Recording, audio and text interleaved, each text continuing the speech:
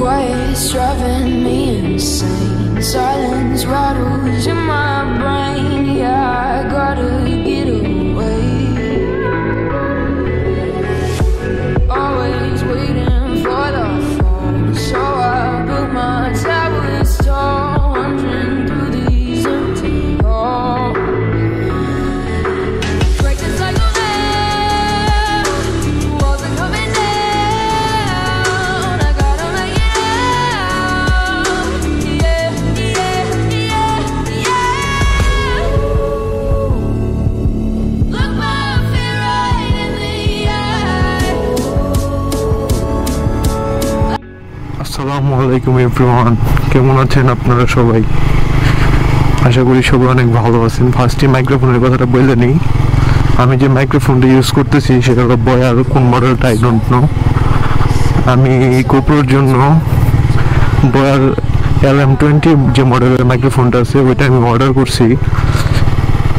যত তাড়াতাড়ি বাংলাদেশে মাইক্রোফোনটা আসবে আমি সাথে সাথে নিয়ে নেব। এর আগে আপনারা আমার এই ভয়েসটাই শুনতে থাকেন। ওকে, আজকেরটা অ্যাকচুয়ালি কোনো ব্লগ না, আজকেরটা হলো আমার এই GSX-R সম্পর্কে আপনাদেরকে কিছু তথ্য দিব। অনেকে আমাকে অনেক প্রশ্ন করেন, আজকে আমি সবগুলা অ্যান্সার দেওয়ার চেষ্টা করব অ্যাবাউট মাই বাইক। চলে আসলাম কোথায়, এটা হ্যাঁ চালদাই DNRZ প্র্যাকটিস গ্রাউন্ড ক্যাপশন। ওকে,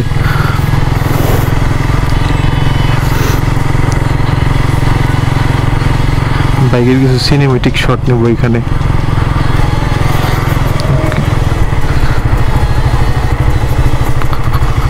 কোন সাইডে নেব? এখানে নেব।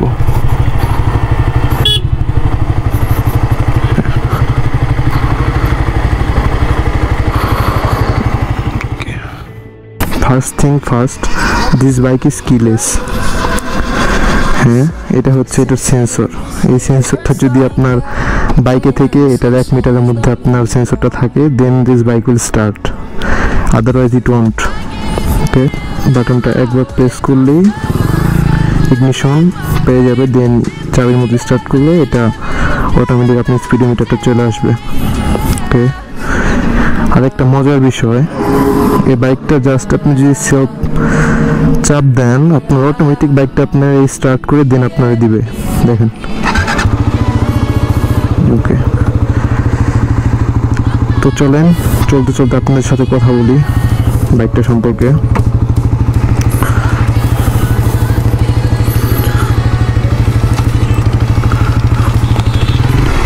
এটা নাকি, এটাকে টক্কর দেওয়ার মতো কোনো বাইক নাকি এখনো পর্যন্ত বাংলাদেশে নাই। ওকে, লেটস সি বাইকটা আসলেই কি এতটা স্পিড তুলতে সক্ষম কিনা। This is the fastest bike in Bangladesh. Let's see.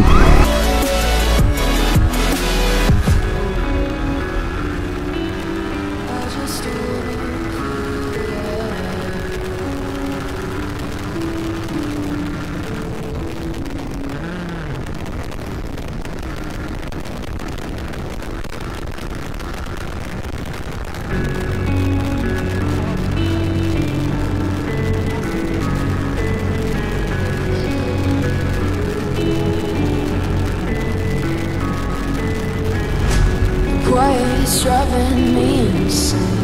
Silence rattles in my brain. Yeah, I gotta get away. Always waiting for the fall, so I built my towers.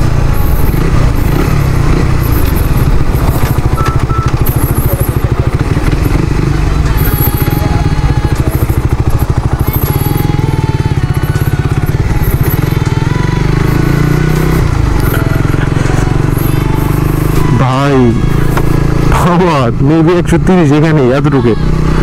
Allah, this bike has some serious power. যদি আপনারা ride না করেন actually আপনি বুঝবেন না যে জিনিসটা কি actually. Oh man, I just love it. আমার যে বাইকটা, এটা হলো আপনার ইন্দোনেশিয়ান ভার্সন। এটার দুইটা ভার্সন আছে, একটা হলো আপনার 150 cc, একটা হলো 250 cc। 150 cc এটা হলো আপনার একটা হলো বাংলাদেশি আর একটা হলো ইন্দোনেশিয়া। ইন্দোনেশিয়ানটা হলো আপনার সম্পূর্ণ সিবিও গাড়ি, আর বাংলাদেশ হলো সিকেডি। তো সিবিও আর সিকেডির মধ্যে যে পার্থক্য, সিবিওটা হলো আপনার কমপ্লিট বিল্ড ইউনিট। আমার যে বাইকটা এটা সম্পূর্ণ ইন্দোনেশিয়া থেকে রেডি অবস্থায় বাংলাদেশে আসছে, যা দেখতেছেন এভাবেই আসছে। আর সিকেডিটা হলো আপনার কমপ্লিট নকডাউন, মানে ওটা চার্জ আসে আলাদা, ইঞ্জিন পার্টস আসে, যাই হোক দেন আপনার বাইকটা বাংলাদেশে অ্যাসেম্বলি হয়। আর সিবিওটার দাম একটু বেশি হয়, বিকজ আপনার সিবিও গাড়িটা আনলে মানে কমপ্লিট গাড়িটা আনলে আপনার ট্যাক্স দিতে হয় 152%। সেক্ষেত্রে যদি আপনি সিকিডিটা আনেন ওই ক্ষেত্রে আপনার ট্যাক্স দিতে হয় মাত্র 124%।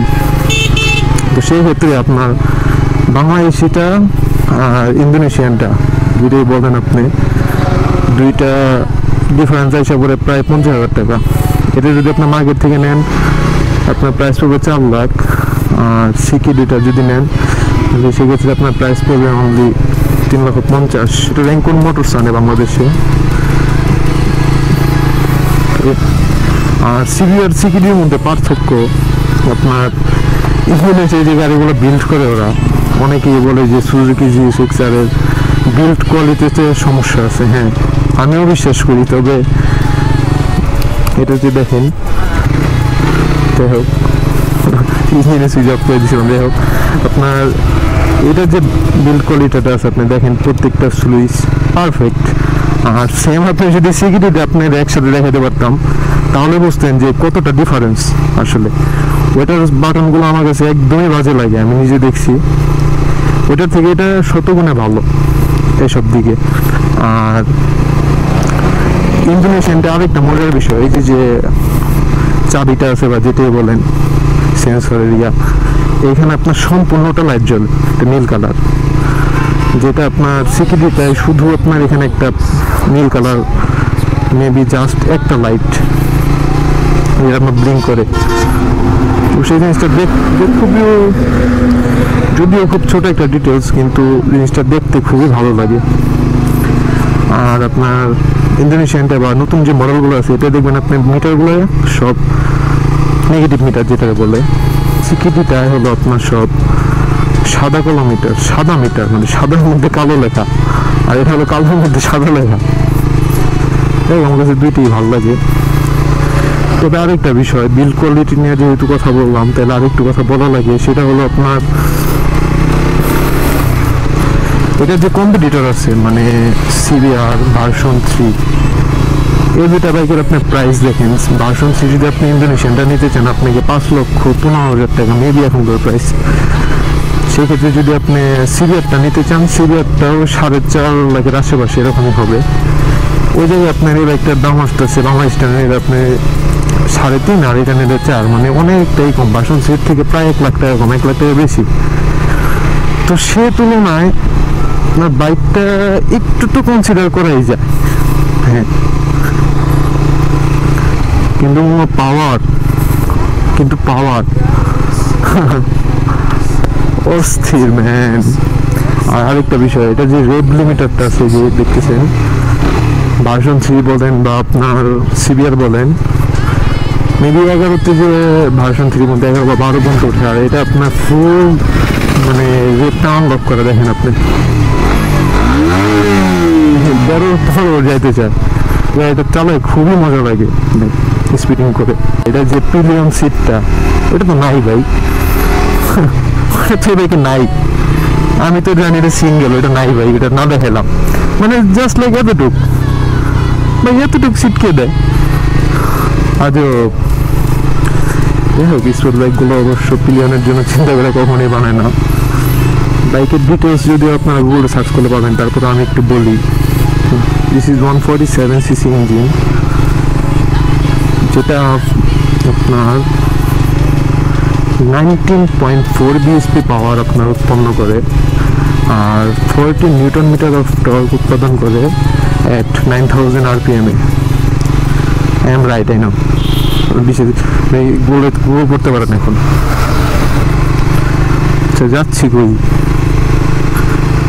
যাই দেখি কোথায় যাওয়া যায়। ভালো লাগতেছে তো ঘুরি।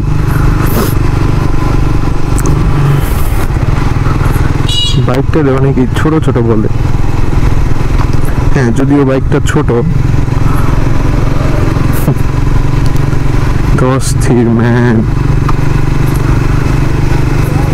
সুজুকির আরেকটা জিনিস ভালো লাগে আমার কাছে, সেটা হলো আপনার সুজুকি যে ব্র্যান্ডটা আছে, এই ব্র্যান্ডটা আপনার এদের যে কম্পিটিটরের তুলনায় একটু প্রাইস কমই রাখে স্পোর্টস বাইকে। যেমন আপনি যদি R1000cc মানে ইয়ামাহা R1000cc তুলনা করেন, সেইটা আপনার ইন্টারন্যাশনাল মার্কেটে কত আসে, 14,000 সামথিং বা $14,000 আসে। আপনি হোন্ডা CBR 1000 দেখেন, সেটার প্রাইস আছে প্রায় $17,000। আর সেই জায়গায় আপনি হায়াবুসা, যেটা 1300cc সুজুকির হায়াবুসা, সেটার প্রাইস দেখেন, সেটার প্রাইস আপনার আসে কত, অনলি $11,000 সামথিং। মানে আপনার অন্য সব কোম্পানির তুলনায় প্রায় $3,000 থেকে $3,500 কম, যেটা কিন্তু অনেক হিউজ। আচ্ছা, আরেকটা বিষয় বলি বাইকে, যারা ইন্দোনেশিয়ান বাইক চালায় তারা একমাত্র জানে যে ইন্দোনেশিয়ান বাইকের সাথে হলো আপনার IRC ব্র্যান্ডের টায়ারটা আসে। এখন বলতে পারেন যে তো কি হয়েছে, খুব ভালো টায়ার। অরিজিনালি যদি আপনি এরকম রাস্তায় চালান, মানে একটু ওয়ার্ম রাস্তায় বা গরম রাস্তায়, তখন আপনার এই টায়ারটা যদি গ্রিপ নাও থাকে, মানে একবারে সমানও থাকে, তাও আপনার গ্রিপ পাবে 100। আর সেম টায়ারটা, এই টায়ারটা যদি একটু বৃষ্টি নামার পরে চালান, সেই ক্ষেত্রে আপনার দেখা যাবে একদমই, মানে আপনার কাছে মনে হবে দুনিয়ার সব থেকে ভালো টায়ার, মানে এতটা টায়ার স্লিপারি হয়ে যায়। তো সেই জন্য আমি বলবো যে যারা ইন্দোনেশিয়া কিনেন, যদি ভাই আপনার সামর্থ্য হয় টায়ারটা চেঞ্জ করে ফেলান, কারণ আপনার খুবই রিস্কি হয়ে যায় বৃষ্টির সময় চালাইতে বাইকটা। আর একটা ছোট্ট একটা ডিটেলস বলি আপনাদের, এটা যে লুকিং গ্লাস যেটা আছে ভাই, আমার কাছে অস্থির লাগছে, অস্থির। মানে কোনো শেক নাই, কিচ্ছু নাই, জাস্ট স্টেবল। কতটা স্টেবল দেখেন। This bike is only 131 KG, মানে 131 KG only. Version 3 and CBR এর তুলনায় হ্যাঁ কম, ওয়েটটা কম। আর এটার ফুয়েল ক্যাপাসিটি হচ্ছে 11 লিটার, 11 লিটার। আর একটা বিষয়, বাইকের মাইলেজ সম্পর্কে একটু বলি। আমার এখানে শো করতেছে 34 কিলোমিটার পার লিটারে, which is not bad actually. এই বাইকের ক্ষেত্রে আপনি যদি মাইলেজ চিন্তা করেন, বললাম নাকি স্যার, তাহলে আমার বাইকটা রান করছে অনলি 2986 কিলোমিটার, নতুনই বলতে পারেন। এটার যে হেডলাইটটা আছে আপনার সিঙ্গেল LED, কিন্তু যে কম্পিটিটর দুইটা আছে ওইটার তুলনায় এটা যথেষ্ট আলো ভালো স্টক লাইটে। যদিও আপনার সিটির জন্য বেটার, কোনো গাড়ির স্টক লাইট সিটির জন্য সব গাড়িরই বেটার, কিন্তু আপনার সিটির বাইরে কোনো লাভ নাই ভাই, ফগ লাইট লাগাইতেই হবে। যেরকম আমার বাইকে যদিও ইনস্টল করা আছে দুইটা ইউজের, মেবি কি কোম্পানি জানি ভুলে গেছি, ফগ লাইট দুটো যথেষ্ট ভালো। যদিও ভাই আমি বাইক রিভিউ দিতেছি না, আমি জাস্ট এটার আপনার যে কনফিগারেশনগুলো বললাম আপনাদেরকে। এটা ইঞ্জিন ব্রেক বাইক, যদিও বাইকের ওয়েটটা প্রপার ডিস্ট্রিবিউশন না, আপনার সামনে ওয়েট বেশি, কয়েকদিন চালাইলে ভাই আপনি অভ্যস্ত হয়ে যাবেন, এটাই স্বাভাবিক যে কোনো বাইকের। যে কারণে আপনার ইঞ্জিন ব্রেকটা জোস, যে কোনো বাইকের তুলনায় আমি এই বাইকের ইঞ্জিন ব্রেক সব থেকে ভালো পাইছি। ও এটার এক জোস সাউন্ড আপনাদেরকে একটু শোনাই।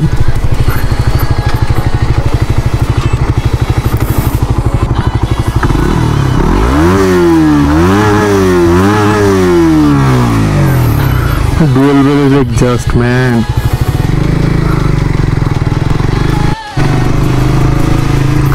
এই বাইকটা ভাই আপনি যত চালাবেন ততই আপনি এটার প্রেমে পড়ে যাবেন, ঠিক আছে?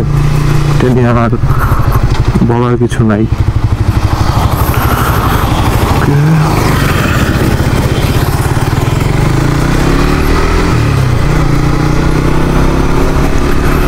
আমি যতটুকু আমার আইডিয়া ছিল আমি আপনাদের সাথে শেয়ার করলাম। পর্যন্ত যারা ভিডিওটা দেখছেন অবশ্যই চ্যানেলটি সাবস্ক্রাইব করে তারপরে যাবেন। আর 100K-তে বা হ্যাঁ 100K সাবস্ক্রাইবার হলে জোস একটা প্ল্যানিং আছে আপনাদের জন্য। কি প্ল্যানিং ওটা আমি সামনে ব্লগে বলবো অবশ্যই। So stay tune and see you soon. Tata, goodbye.